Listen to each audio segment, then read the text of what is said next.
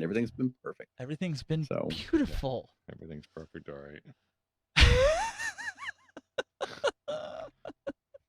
Meanwhile, back at the ranch. So what was that's right. what was the deciding factor? What changed? Nothing? For me? Yeah, you. What did you do different? No, I mean I rebooted. I did the same thing. No. I mean this I time don't to know get what it to work. I don't know. Oh, I thought I was so maybe Jeff, it it's looked like not I was broken. doing everything properly. Well, it would be interesting to find out. I know I've reinstalled a couple different things, pulled out the old versions, popped in new versions, reran virtual camera drivers and things, and so far I've not been able to get it to work with the interface that we are using to get into the to our show with. So it may be something specific to the browser. I mean, it could be Okay, you anything, just but froze Jeff on our side. Marty and Oh, I I are see you're frozen. Marty and I are Yep. moving, but you're frozen. yeah, I see that. Your All system's right, mad at you now. that's right. I'm gonna hop out and back in. I don't know why. Alrighty. Let's see what we got. Oh boy. Let's see. Oh, Lindsay wants to know if you snagged any deer. Hey, Luke. Hey, Not Edwin. yet. I didn't. Unfortunately, it's been on and off, warm then cold then warm, and yeah. Let's pick Jeff up here.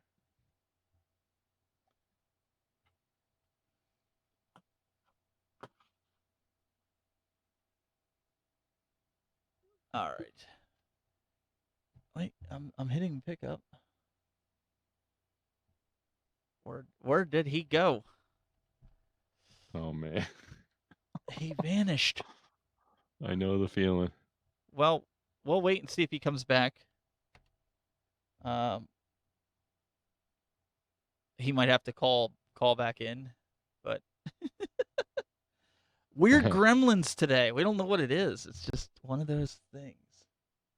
I'm wondering also now, I'm wondering if it had anything to do with I have the Lumens camera running NDI right Oh, now. that could be. And All right.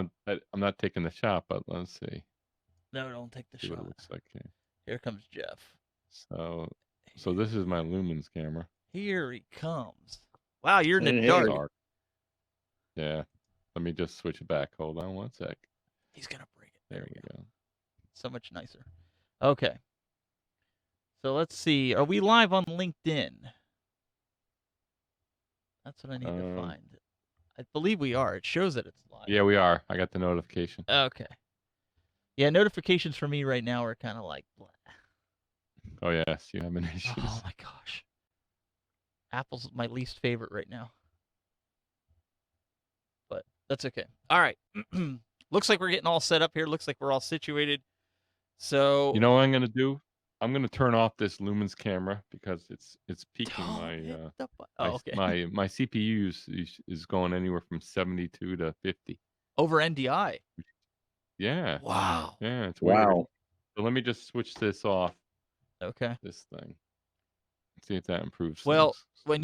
when you switch it off, it just goes into standby. You physically have to pull the plug on it. But I made that comment to him too. But as long as it doesn't kill your CPU. All right. Let me know when you guys are ready because we're just about we're about there. I'm ready. Oh my goodness. Ready to go live. Yes. We're gonna be 2 seconds late here though because what we're gonna do is I'm gonna try to share this dang thing out if I can. Can we share it? Let me go back this page. Facebook's being weird. When you go into the way it looks, where you can just watch the video, it won't let you share it. Yeah. It stays as you're the page owner. They're like, well, why would you want to share it to your own page? It's like, no, you don't understand. Okay. Give us like 30 seconds, Facebook peeps, and we'll be ready to go. Share. Public. All right. We're now public on the time. All right. Let's get rocking and rolling here since we're ready to go here. All right.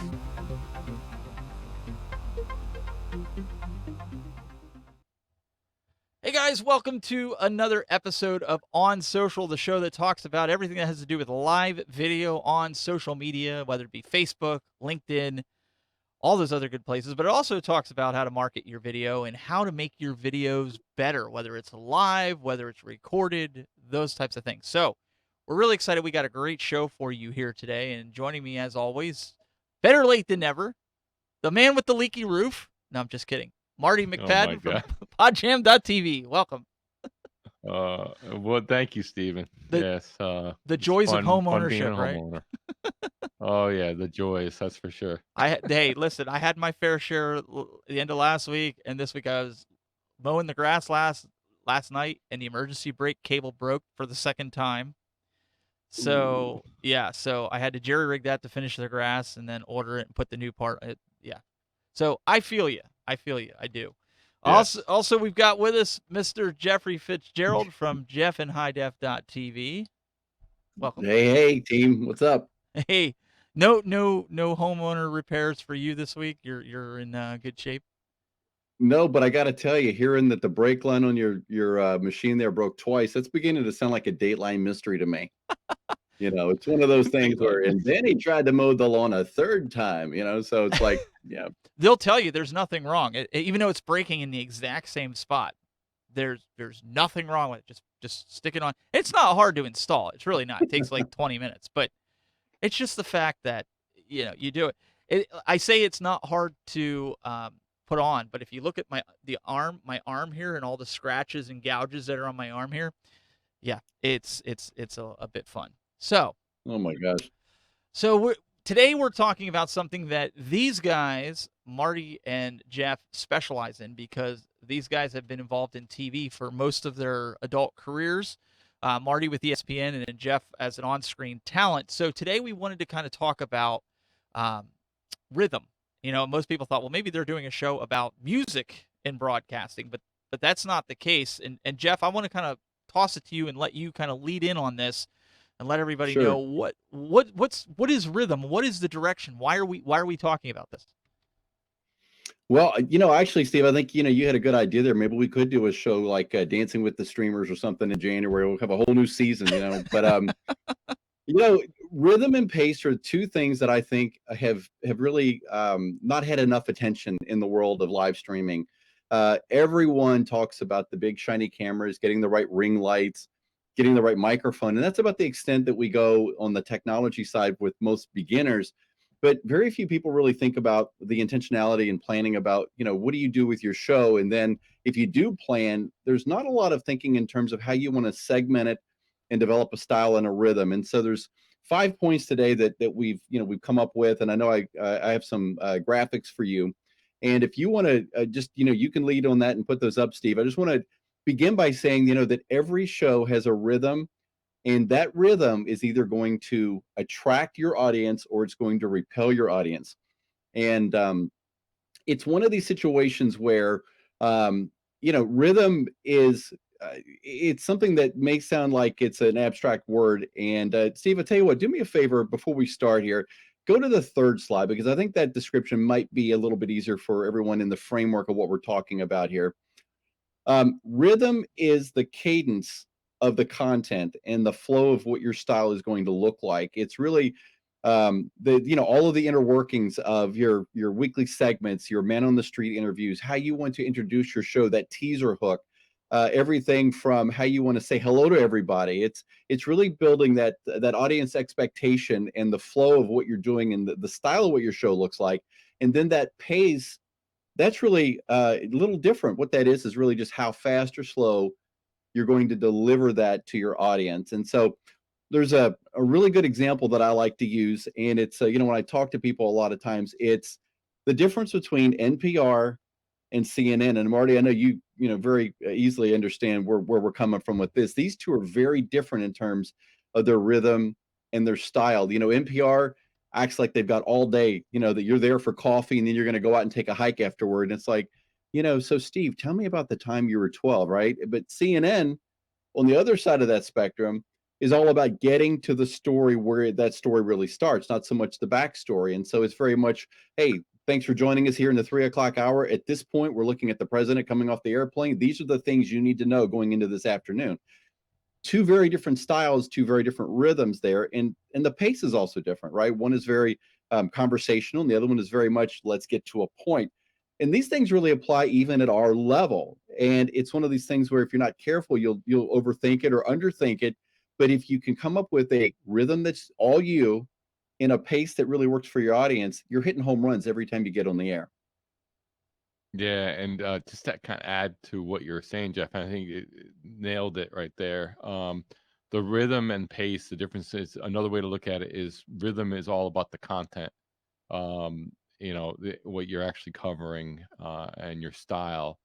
And then the pacing is more technical, more how you're speaking and practice. It's almost, and I look at it as two P's: preparation and practice.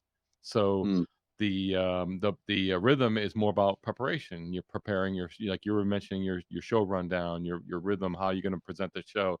The difference between CNN and NPR content and is the difference in their rundowns as far as the topics that they're going to cover and how they cover it. NPR is much more conversational, much more long form. CNN's, like you said, quick hitting, breaking news. You see those graphics, you see those things. It's all about getting to the story quickly, getting the information quickly. And that you also see it in the graphics they use on the screen. CNN is very graphics intensive, like all cable news. They're presenting a ton of information coming at you like a fire hose, and they're just getting it to you as quickly as possible. NPR is more like telling a story, even though CNN can tell a story, especially in some of the opinion programming that they might have. But NPR is much more about telling the story. It might be around an interview, might be someone telling a story as far as what they do and bring context to it.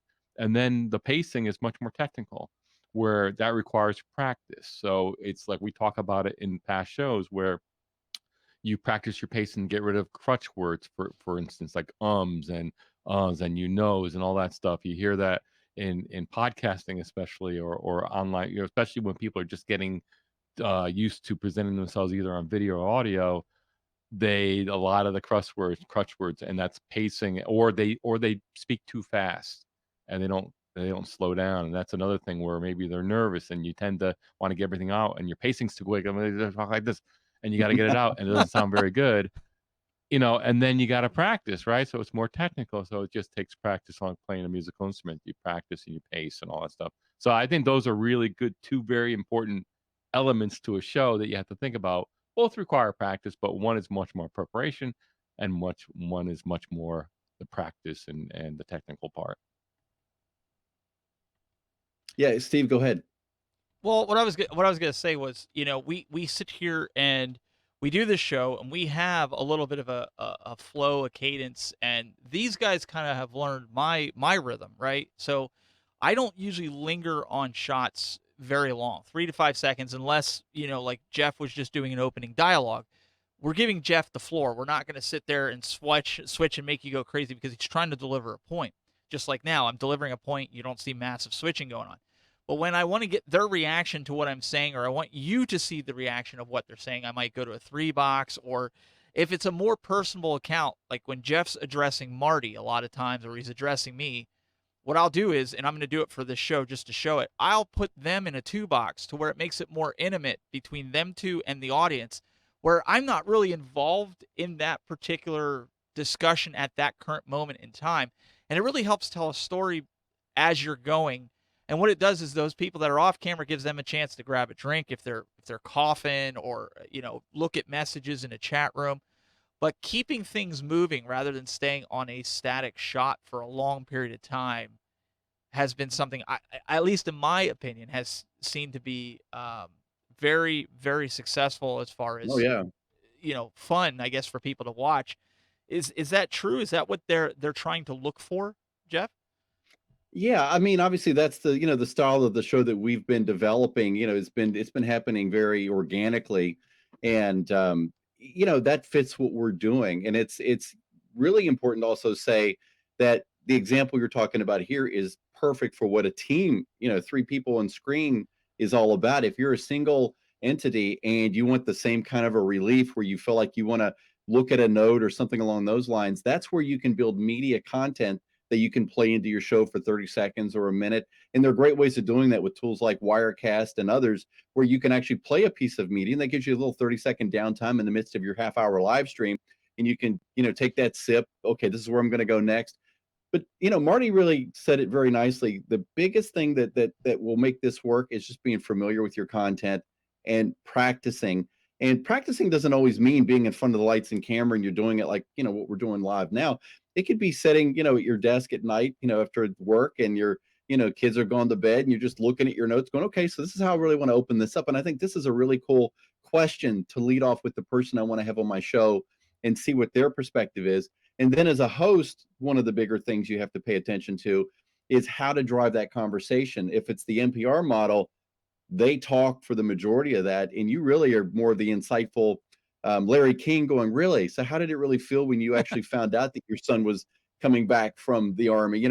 And in the CNN world, it might be where you've only got a finite amount of time. If you're doing a 15-minute show, it's really important to help your audience get to the real beefy part of what is valuable to them. And if you've got somebody that wants to start off with talking about more extraneous things, there's no disrespect there. You certainly listen to that, but you can easily navigate those things back to say, well, that's great that you've obviously spoken to 10 years experience there. How does that experience today play into what we're talking about with this particular topic or product? What are the big takeaways if someone didn't have that experience? Where are the pitfalls? And now what you've done is you've navigated something that was very big down into a focal point, and then you give them back the floor and you let them speak, and hopefully things go the way you want them to. I think that's a big Yeah, problem, Marty. I want you to kind of touch on this because I know you're going where you're going. I think that too many times you and we've been on shows where you get that one person, and maybe Jeff, you've seen this too, but that you get that one person that feels like they have to be heard the whole show, the whole Mhm. show. I mean, like you need a mute button for that person, right? I mean, talk a little bit about that, and from your experience. Yeah, that's where the chemistry comes in, big time, and that takes time to develop. And depending if you're doing a show, especially if you're doing a show with multiple hosts or multiple participants on a regular basis, that's something you're going to develop over time. It also depends on how well you know that person to develop that Mm. chemistry. I do want to go back a little bit on Stephen, what you're demonstrating with switching. That's kind of a third ingredient here, and that's kind of an advanced part where you're not only the one of the hosts of the show, but you're also switching the show, and you do it in such a fluid motion. And you're saying that you've developed this flow over a period of time just from practicing it, and and you're doing it very deliberately, as far as switching the purpose of switching those shots is to keep it visually interesting and to kind of jar people. You see this on YouTube videos all the time where it's either a jump cut, or lots of times, especially more seasoned YouTubers, you look at their editing style, they're just constantly switching sides. That's just kind of jar you and make sure that you're still awake, and make sure that you're paying attention. And what you're doing there also at a very high level is you're also switching the show, which is not the easiest thing in the world to do. So I would say that that part of putting on a show and getting sophisticated with switching, especially if you're using software, probably comes third as far as your advancement there.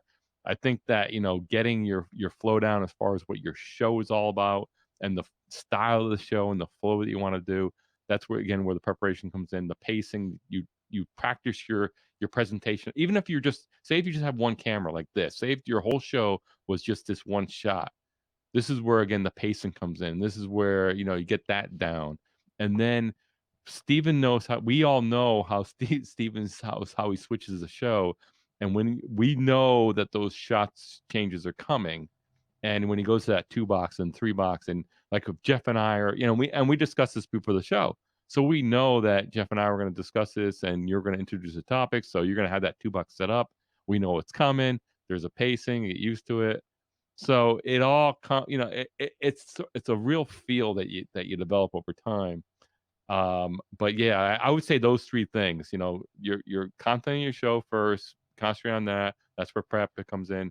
Practice presenting yourself on camera, the pacing that we're talking about, and then Stephen, what you're doing with the switching of the shots, especially if you have multiple guests, that's going to come last. That takes a lot of work to get really right.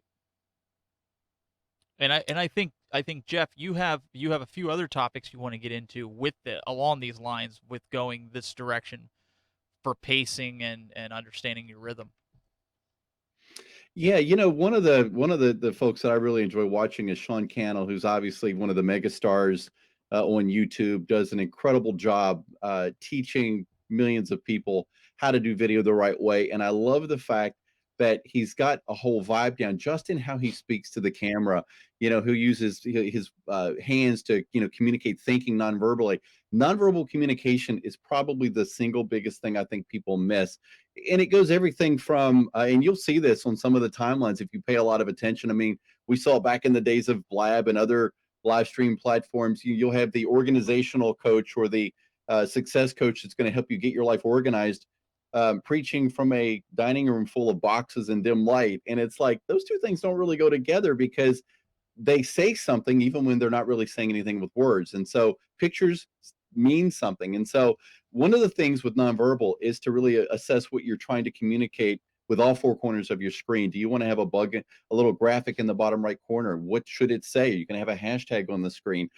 What should that background really involve? Is it something that you want to communicate more of a mobile background and you're doing things from the streets of New York? Or do you want kind of what our particular style that we like is which is more the traditional studio look with the bigger lights and the bigger look and the TV monitors and things like that. But all these things are part of your style, and they begin to be part of your rhythm. And that rhythm is not just those nonverbals, as we've said. It really comes into introducing, like I said, if you want to have segments within your 15 or 20-minute show, first 5 minutes is your first guest. Maybe you go to a 30-second question of the week that you pre-ask, and you've got that question coming in, or maybe it's a poll that you do live in your live stream. Or then it might be going to a man on the street interview and saying, well, what do you all think about this particular thing? The election's coming up. What's important to you? And so there's a million ways that people can do it. And, I said this back, great guy, Ross Brand, has a prediction every year. And I was honored to be part of that this year. And I said, this is the year that I think that live streamers are going to really begin to understand that it's the produced type of content like that that's really going to start being more meaningful.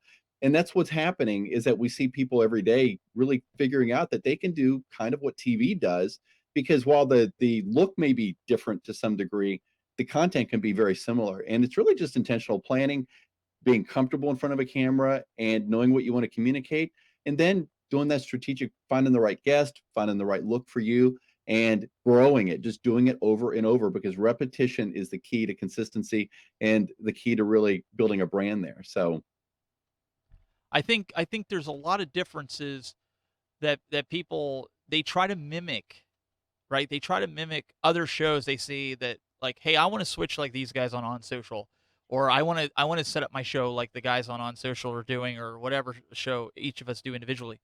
I want to do that. But Jeff, you kind of have like a tip about that, about kind of staying, personable and designing your show. Do you want to kind of get into that? hey, you want to show that? I absolutely can.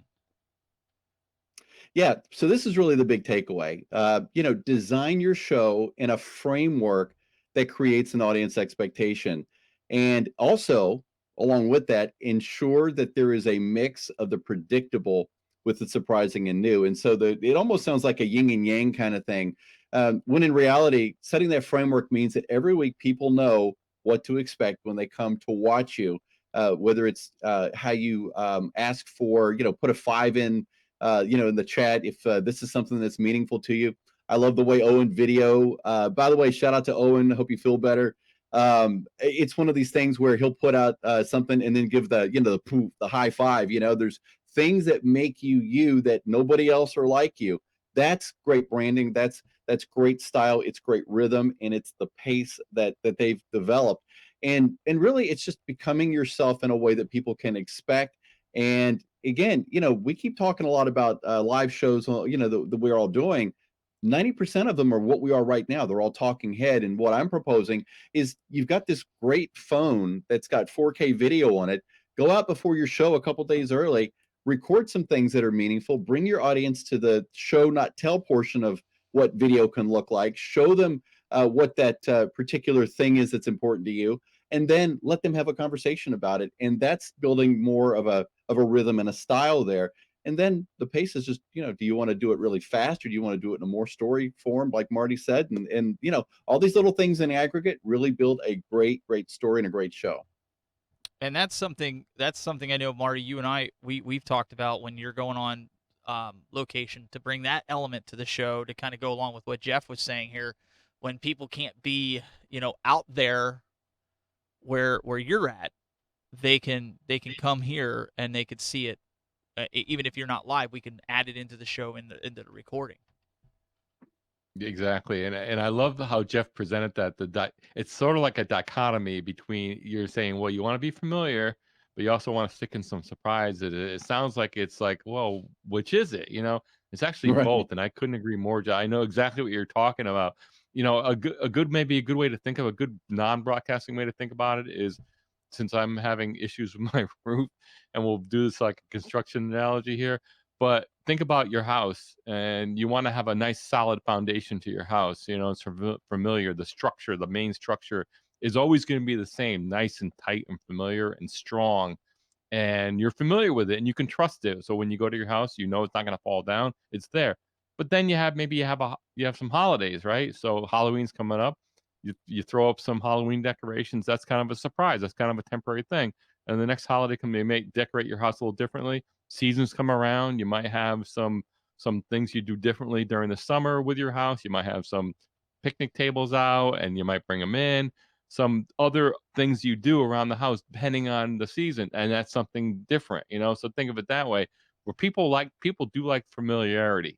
So having that structure to the show does add a lot. So they want to, like, I think you brought up where people kind of have their trademark moves, or something, maybe a trademark graphic or a Yeah. logo or something, maybe a saying that they do, or a segment. And I think you brought up also where that rundown is important, where maybe you have different segments to your show, and and to make it fun, and people expect that, and they kind of get into it, and they kind of come in with you, and then you throw in some surprises.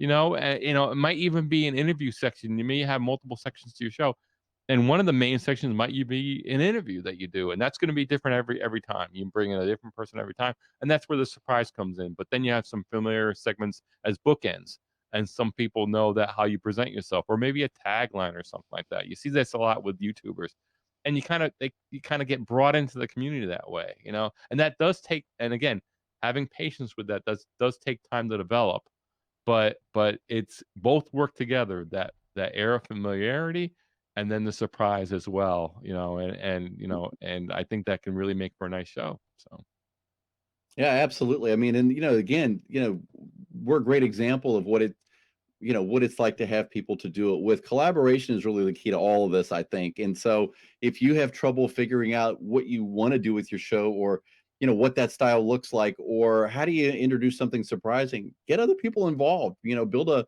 little team and build a show as a collaborative body, and you'll come up with more ideas than you can even do, and it'll come together, I think. Absolutely. And you had one other point that I want to make sure, because these are all really good. I want to make sure people have these points, because these are huge, huge points that they can take away from your experience, Marty's experience in learning rhythm. I kind of learned it by accident. I just kind of started doing it, and Marty kind of made me aware of, like, you've got the pacing, you've learned how to have rhythm. So I didn't really, it wasn't something that I sought out to learn. It was just something that, like you said, watching CNN, I watched how those hosts handled their guests, how they interviewed, the Right. style. I watched talk shows, and like Marty alluded to earlier, I didn't sit there and go, "So what do you think you should do?" And start going really fast. I learned how to pace myself, and also from doing radio, even on the small stations that I was on, I learned how to be intricate with my words, so that way, Right. and descriptive, so that people listening could understand. I didn't just say, "Oh, it's just sitting over there." I learned how to do that, and that's something that people don't realize, that even people listening to this in audio form eventually, That's right. w- that's something you have to take into consideration with your rhythm and planning, right? Oh, absolutely. And it's funny you talk about radio. Radio, the saying in radio is to paint with your words, because you Yep. think about it, I think some of the hardest jobs are being like football sportscasters, because you're trying to describe everything that's going on with 22 guys in one football, but it could be done in a way that's more exciting sometimes than watching TV. And so every bit of these things, again, it's the small parts of these sum total that create a whole experience for whoever your audience is, and you'll know whether or not they are, reacting to it because you're going to attract them. You're going to see that kind of response, or you'll know you need to make some changes in things. But we've got one more. Yep. On the graphics. Before we get to that, Jeff, I want to ask Marty something real quick, because you did a lot of sports broadcasting with ESPN, and I'm really interested to hear what you have to say about this. Have you ever had a broadcaster go, or talent, we'll say talent, you don't even have to give any names, that was a really good talent but could not deliver sports content, come up with a rhythm, he was just pitiful to be on camera. It was just somebody that you would just be like, oh, we got to get somebody else on camera. Did you ever experience that? I mean, he was a good broadcaster. You could put him in with Walter Cronkite and he'd be perfect. I never really experienced that because I was more on the production operations side, where I wasn't on the editorial side, so I wouldn't make those decisions. But I've watched a lot of talent, do their thing. And for me, it's more about subjective opinion as far as who can handle what. So I probably wouldn't be the person to answer that directly, but I'm sure that happens, Yeah. and people fit different styles different ways, and yeah, I mean, with especially ESPN, a lot of it is opinion broadcasting. A lot of it is, who do you think's going to win, and I mean, but there are those broadcasters. It's just personal. It's really personal taste. I mean, there are people that are better at like for example, play-by-play versus analysis. There are certainly people that are broadcasters are way better doing the play-by-play. That takes a different set of skills versus being an analyst. Like I'll give you an example, the non-ESPN, like back in the day when John Madden was doing football on CBS, John Madden and Pat Summerall. You remember that team, for folks old enough to remember that. Pat Summerall was a play-by-play guy. He knew when to stay quiet. He knew when to let the scene play out. You have, in fact, who's the LA Dodgers, the older broadcaster, very famous. He's Vin another Scully. one that lets it play out. What was that? Vin Scully. I might Vin be wrong Scully. on that. Yes. Yeah. Yes. No, you're right. But he's another example, right? He's recently retired. But those guys, those play-by-play guys that are really good, they know how to let a scene breathe, and they're almost better at speaking fewer words than too many words. Analysts know how to punch in with facts. No, like John Madden was great, very entertaining. He was like, that's why they call it the color guy. He had a color, he had an atmosphere, and that's a whole different set of skills. Well, Dick Vitale was like that with college basketball, because he always kept you. If anybody ever watched any of the games that Dick Vitale did, he was just like John Madden, but in the college basketball realm, he kept it entertaining. So I see what you're saying there. And I think if you're a producer of content, right, and you're in charge of talent, maybe you're behind the scenes and you're part of a larger team. That's one of the keys to a good producer is talent evaluation. Putting people in where they shine. I mean, you're going to have folks that are just better at certain aspects. So you brought up the sports thing. When you're calling a sport, a sporting event, you usually have, the play-by-play, and that's facts and knowing, let a scene breathe, and then versus adding the color, adding the analysis, and two very different set of skills. Same thing on a talk show. I mean, you could have a main host and then a co-host, and finding where you fit in, is key. And even what we do here, guys, with the three of us, a lot of it is, I would look at is restraint. Like Stephen, you brought up, like, you don't want to be the person that talks too much. You got to know when to lay back, and I think we kind of play off each other nicely. We all have our turn, and we be quiet and let the other person speak. And then you kind of direct, you're kind of the orchestra, conductor. You conduct the whole thing between the three of us, so. And now, Jeff, we're gonna. I didn't want you to cut off, but I thought that was really important, because I think that people need to understand the differences in different realms of broadcasting. Take different styles, different cadences, different rhythms. And that's right. Yeah, and what Marty said was so true, because just the sportscaster analysis there, you can learn everything you need to know about how to put together something really meaningful by watching TV every day. The people who are Mhm. on there get paid to put together content that people are going to watch. That's what they do. And no matter what we say in the world of live streaming, that it's going to replace TV, or that somehow we're going to move to this YouTube model where everything is more low ball, that kind of thing. Those things are true in certain places. But across the board, if you're looking for story and for the way it's communicated in a way that people ingest, TV is the one that figured that out long ago, long before we were all ever born. And you can learn a lot from it just by paying attention to it and then applying some of those things that you see and experiment with your show. Do some things along those lines. And Steve, do we have one more We do. graphic? We do. I'm going to pull that up right now. This is the biggest one that I think all of us agree on. And this is what I think you really need to think about, as to how to approach all this. This is not, graduate class college here. It really comes down to intentionality is going to be the key to establishing your rhythm. And what that means is that you just pay attention to what you're trying to do. Sit down, get some time away from the camera, decide how you want to put together the video that you want to go out, how you want that audio to sound. Do you want opening music? Do you want credits at the end? Do you want to give shout outs that come in from a sidebar? And if it's not all the fancy graphics, maybe it's I want to start with a story about this meal that's been in our neighborhood forever, and then you want to bring in the person that maybe was the one that their parents were the ones that founded it, and then you want to do a walkthrough of it, and it's a really a process of beginning to figure out how you want to tell your stories in a way that are in what I would call bite-sized pieces, like what Marty was talking about.